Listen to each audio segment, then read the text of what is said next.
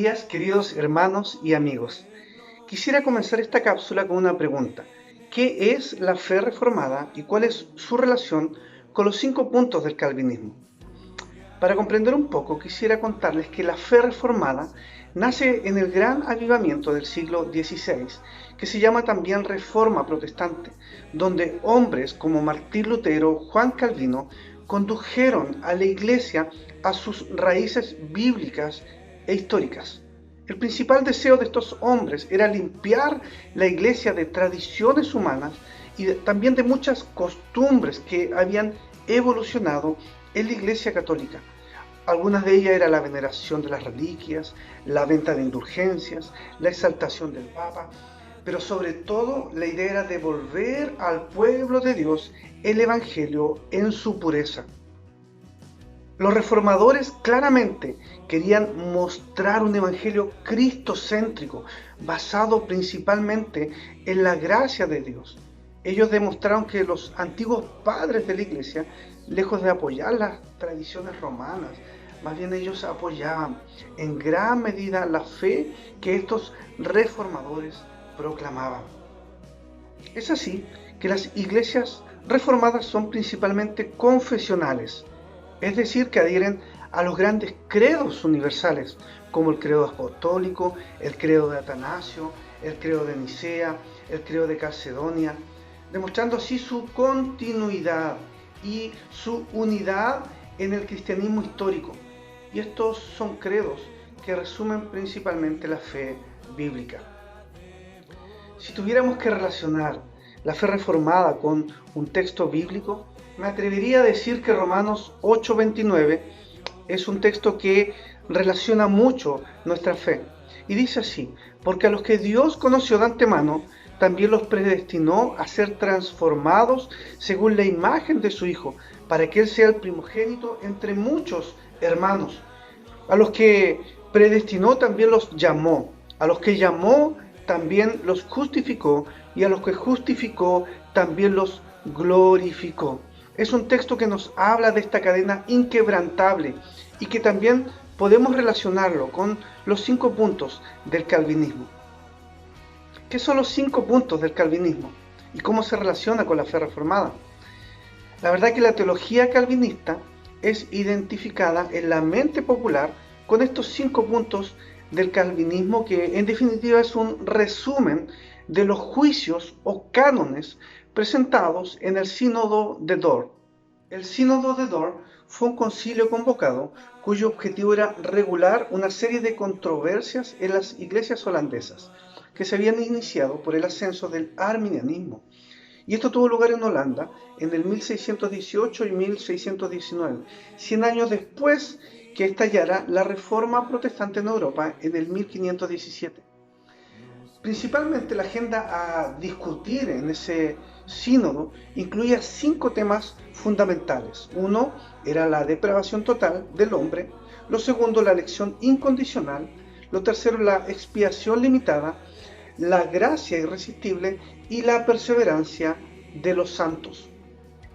Al finalizar la discusión de esta controversia, este sínodo decidió el rechazo pleno de las ideas arminianas, estableciendo una doctrina reformada en 5 puntos. Por lo tanto, Jacobo Arminio y su enseñanza expuesta por sus seguidores había sido oficialmente rechazada, y eso es importante, rechazada por la Iglesia. Es importante entender que Calvino nunca usó tal modelo y nunca combatió el arminianismo de manera directa.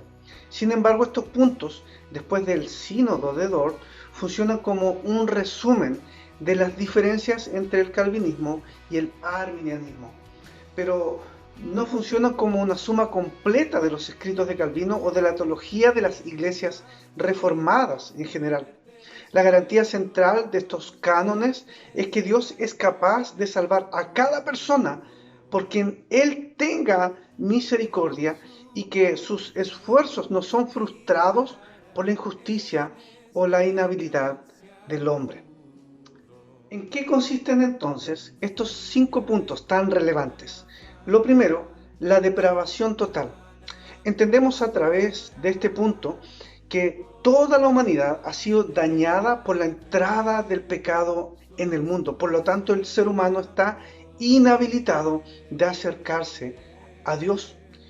Y esto nos dice que estamos inhabilitados en cada aspecto de nuestra vida, porque fue afectada por el pecado y estamos muertos. Así lo dice Efesios capítulo 2, versículo 5, diciéndonos que estamos muertos en nuestros delitos y pecados.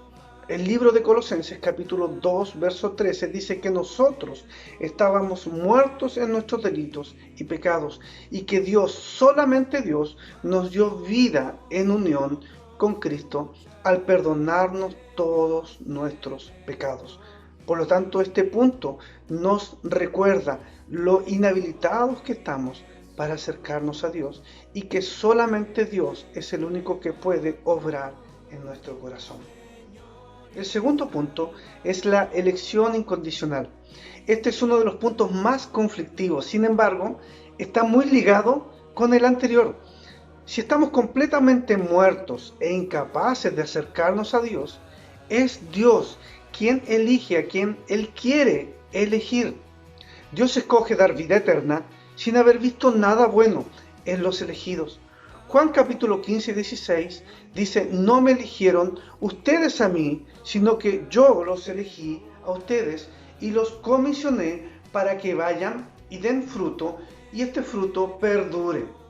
Y asimismo vemos muchos pasajes acerca de esta teología en las epístolas paulinas, como Romanos capítulo 9 del 15 al 16, Efesios 1, 4 en adelante, Primera de Tesalonicenses 1, el capítulo 5 también habla de esto, Tesalonicenses, Segunda Tesalonicenses 2:13, Primera de Corintios capítulo 1 del 27 al 29 y podemos enumerar muchos más textos que nos hablan de la elección incondicional de nuestro Dios. En tercer lugar tenemos la expiación limitada. Cuando hablamos de expiación limitada o expiación particular, nos referimos a que Cristo entregó su vida solamente por sus ovejas y solo por ellas.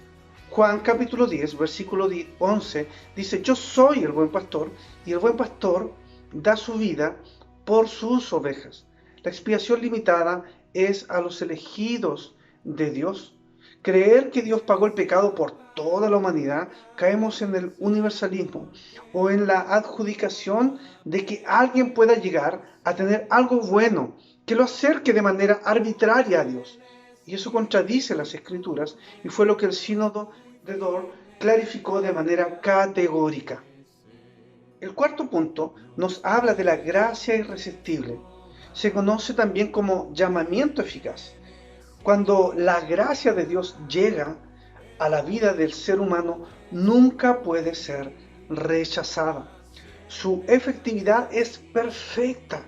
Y esto significa que si Dios ha elegido a alguien, no hay forma en que esa persona no llegue a ser salvo. Y este es posiblemente uno de los puntos más esperanzadores de toda la teología reformada cristiana. Romanos 8, del 28 al 30, como leíamos al principio, nos muestra así como una cadena inquebrantable, mostrándonos que a los que Dios predestinó, también los llamó, a los que llamó, también los justificó, y a los que justificó, también los glorificó. Y eso es glorioso y esperanzador. Por último, tenemos la perseverancia de los santos, y que nos habla principalmente que Dios preserva a su pueblo para que Él nunca se pierda. La palabra de Dios está llena de pruebas hermosas de esta verdad. Filipenses capítulo 1, versículo 6 nos dice que el que comenzó en vosotros o en nosotros la buena obra, la perfeccionará hasta el día de Jesucristo. Dios continuará obrando buenas obras en nosotros hasta que Cristo vuelva. Los 5 puntos del calvinismo no pretenden en ningún sentido ser un sustituto o mejorar la teología bíblica, sino que es un reflejo de la misma teología bíblica. Agustín, Calvino o el Sínodo de Dort no inventaron esta doctrina, sino que el Señor decretó estas gloriosas verdades en su palabra y solo Él merece la gloria por todas ellas. Debemos comprender con urgencia que no existe ningún poder lejos de la gracia de Dios. Que el Señor te bendiga.